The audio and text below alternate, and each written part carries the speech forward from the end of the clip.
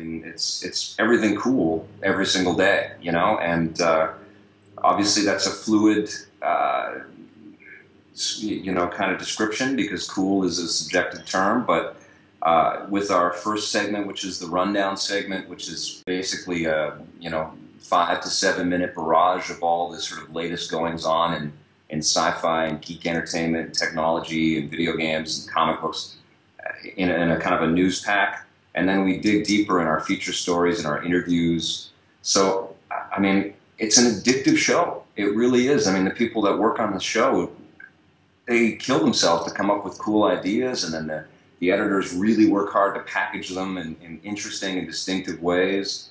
And it's such a good balance of, you know, incredible visuals, because a lot of the work that we talk about is just incredibly creative, and so much money is spent to make these beautiful games or these beautiful CG movies, or you know, I mean, I don't know if you read comic books, but the comic books today, I would have killed for when I was a kid collecting this stuff, you know. And so that's what we cut to, and then we talk to these really interesting, smart people that are true creators, and they share so many similarities in their tastes and their styles and their you know, it's interesting. You talk to a comic person or a video game person or a CG artist that works on special effects or something, and they're birds of a feather, you know. And it's cool that we can give them a platform to communicate what they're passionate about, and then also have celebrities tell us why they're attached to a project and why they care about their character. And so, you know, I think if people give us a shot, they're going to be surprised. You get somebody like Fubar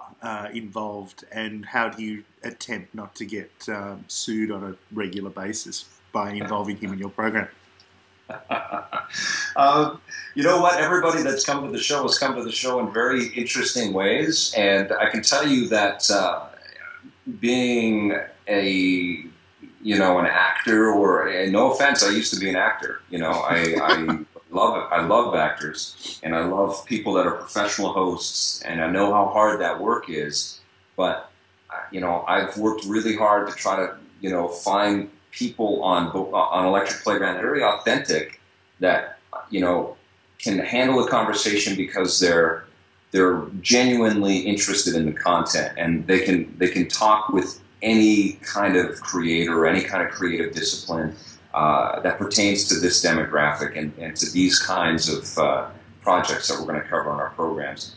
And is it mind-blowing to you? Are you where you really wanted to be? It is mind-blowing to me because, you know, I mean, this was a personal endeavor for me. This was something that, you know, even though my company is called Gritty Productions, it was a joke. It was tongue-in-cheek, you know. And I regret that name all the time, you know. But it's no, it was meant as a, you know, because I wanted to watch it, you know, and I wanted to honor these people that were giving me so much entertainment and joy in my life. I was a super fan for this stuff, and I was just thrilled. I mean, when I started, some of my first trips were to go and talk about this new game called Tomb Raider, and I went to Atari and met Dan Van Eldren, who was the president at the time, and he had been with the company since they actually had made the 2600 cartridges. And he told me that, you know, not only did they work on coding these games, but they would go into the warehouse and then actually screw drive the cartridges together and then load them into boxes and put them on trucks. And these were like my first interviews, and I'm like, oh my God, man, it was blowing my mind, you know. And it was a very auspicious beginning, you know. It really sort of opened my eyes that there is a lot to talk about here. And I think what's happened over 15 years is it's suddenly, it's cool to celebrate this material, and it's cool to be very vociferous and very opinionated and very conversational about, you know, geek entertainment and games. And I hoped it would be like that, but I never planned on it. I never said, yeah, for sure. I mean, I never conceived that we would be daily. I never conceived we would be on Sci-Fi Australia. You know, it's wonderful. It's very cool. I'm a big movie buff and a big fan of entertainment in general, but I really wanted to see something that spoke to me and my taste, particularly with regards to video games, because I'm a huge gamer, and I just felt like all the gaming content that was on television was so structured for children and so not about the people at all. And I wanted to know where this stuff was coming from and who was making it.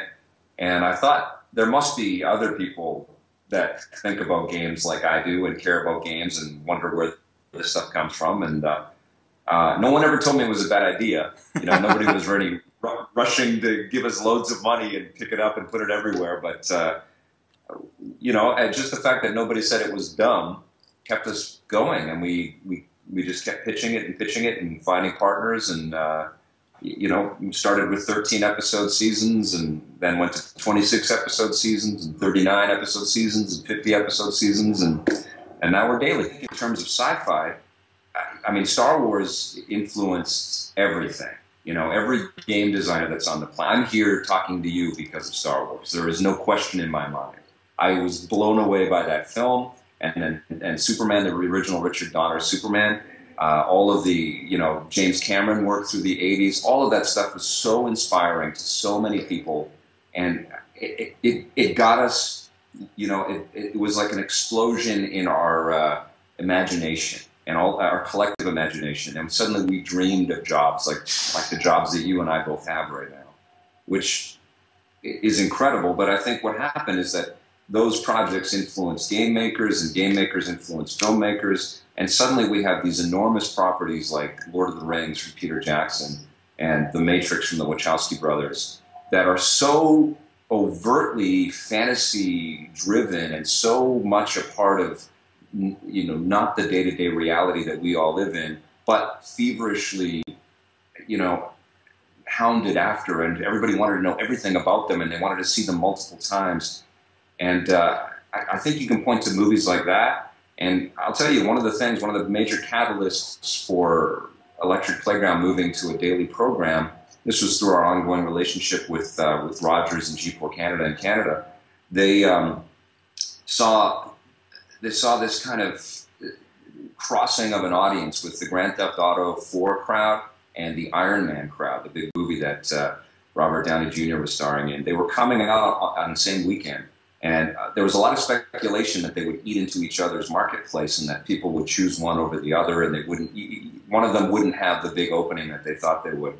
Turned out they both had killer openings, and they both did enormous business, but they recognized in Electric Playground that here was a television show that was going to go and sort of talk about why, not just the numbers, not just the insanity, not just the hysteria over these projects, but why they matter and who is making them. And, you know, and I heard that reflected back at me. I was like, yeah, you're right. I mean, we're that crowd. We're that crowd that would line up, and I can tell you, my whole team, my whole company lined up for Iron Man on that Friday night to go and see the opening night, and then we went home and played Grand Theft Auto 4 all weekend.